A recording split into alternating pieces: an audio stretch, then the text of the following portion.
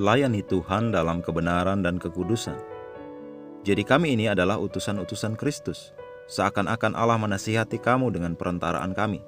Dalam nama Kristus kami meminta kepadamu, berilah dirimu didamaikan dengan Allah. 2 Korintus 5 ayat 20. Dari ayat di atas kita dapat melihat betapa berhati-hatinya Rasul Paulus mempergunakan kata-kata. Dalam ayat sebelumnya dia berkata, ia telah mempercayakan berita pendamaian itu kepada kami, kita semua.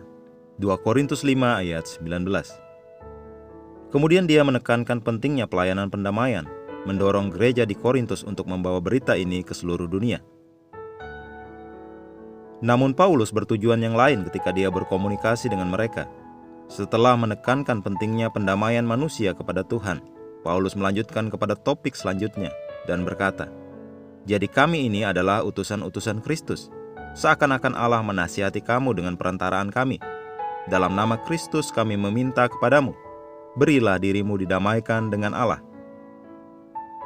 Ketika dia berkata kami ini adalah utusan-utusan Kristus, dia tidak memaksudkan dan mengacu kepada seluruh gereja Kristus. Yang dia maksudkan adalah dirinya dan orang-orang yang bersama dengan dia, yaitu Timotius yang ketika menuliskan surat ini bersamanya. Dia menasihatkan gereja di Korintus untuk memberi diri didamaikan dengan Allah. Orang yang sama yang dia katakan dipercayakan berita pendamaian dan membawakan berita ini ke seluruh dunia. Sekarang dia katakan untuk didamaikan dengan Allah. Kenapa bisa demikian?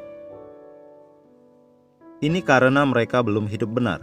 Karenanya dia berkata kepada mereka, seperti yang Roh Kudus katakan, pergi ke seluruh dunia dan damaikan mereka dengan Allah.